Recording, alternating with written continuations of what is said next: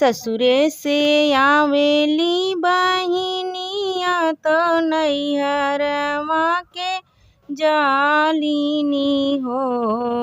भाभी खोली दे तू बजर के माड़िया दुअरिया हम ठाड़िया हो। भाभी खोली दे तू बजर के माड़िया दुअरिया हम ठाड़िया हो। के कर तुह बहिनिया तो के कर बिटिया हो। बहिनी के कर हायु तू ही ननदिया तो कहवा के जाबू हो। अपने ससुरवा से आए तो अपने नैहरवा हो। भाभी आजू बाटे राखी के दिनवा तो तोहरी ननद हई हो। भाभी आजू बाटे राखी के दिनवा तो तोहरी ननद हई हो। अपने ससुरवा से आए नैहरवा में ठाड़ी भये हो। भाभी हम हई तोहरी ननदिया तो राखिया के दिन हई हो। भाभी आजू बाटे राखी के दिनवा तो तोहरी ननद हई हो। नाही घर बाटी सासु तो नाही देवर बाटे हो। बहिनी नाही बाटे हमरा ही पियवा तो काहे खोली दरवाजवा हो। बहिनी नाही बाटे हमरा पियवा तो काहे खोली दरवाजवा हो। नाही घर सासु तो नाही देवर बाटे हो।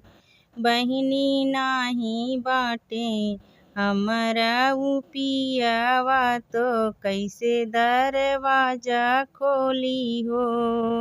बहिनी नाही बाटे हमरा पियवा तो कैसे दरवाजा खोली हो। इतनी बचन सुनई ननदी तो आँखिया आंसू गिरई हो। बहिनी चली गई लवटी ससुरवा तो सासू जी से बोलई लगी हो। बहिनी लवटी चली बहिनी अपने ससुरवा तो सासू जी से बोलई लगी घर जाबू। आजू बहिनी के होती जिया भर नदिया तो केकर घर जाई बाटी हमारी मयरिया तो भाभी ना दरवाजा खोलई हो। सासू नाही बाटी हमारी मयरिया तो भाभी ना दरवाजा खोलई हो। बरहई बरिसवा पे बीरन आवई बहिनी घर माऊ हो। बहिनी खोली दे तू ही केवाड़िया बीरन तो हैया नहीं आए हो। बहिनी खोली दे तू ही केवाड़िया बीरन तो हैया नहीं आए हो।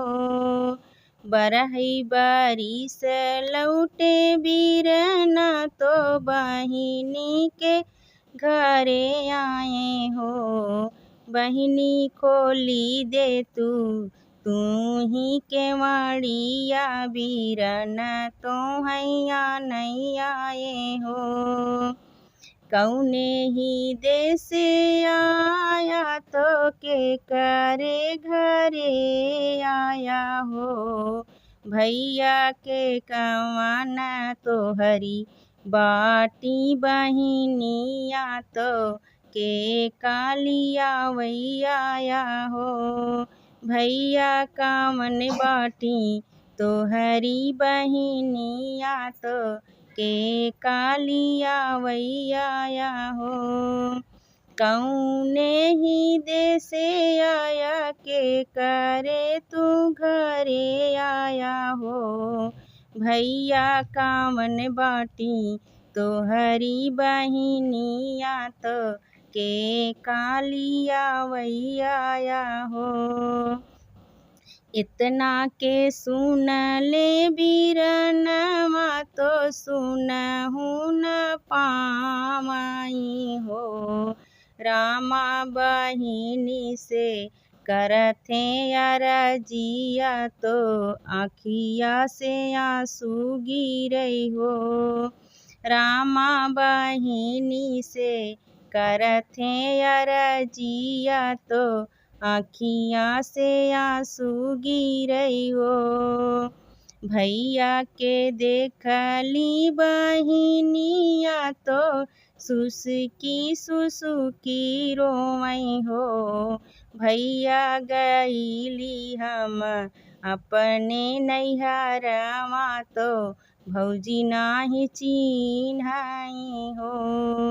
भैया गईली हम अपने नैहरवा तो भौजी नाही चिन्हई हो। काहे के रोयू तू बहिनिया त काहे के झंखियू हो। बहिनी हम हई तोहरा बीरनवा तो तोहरी खबर लेबई हो। बहिनी हम हई तोहरा बीरनवा तो तोहरी खबर लेबई हो।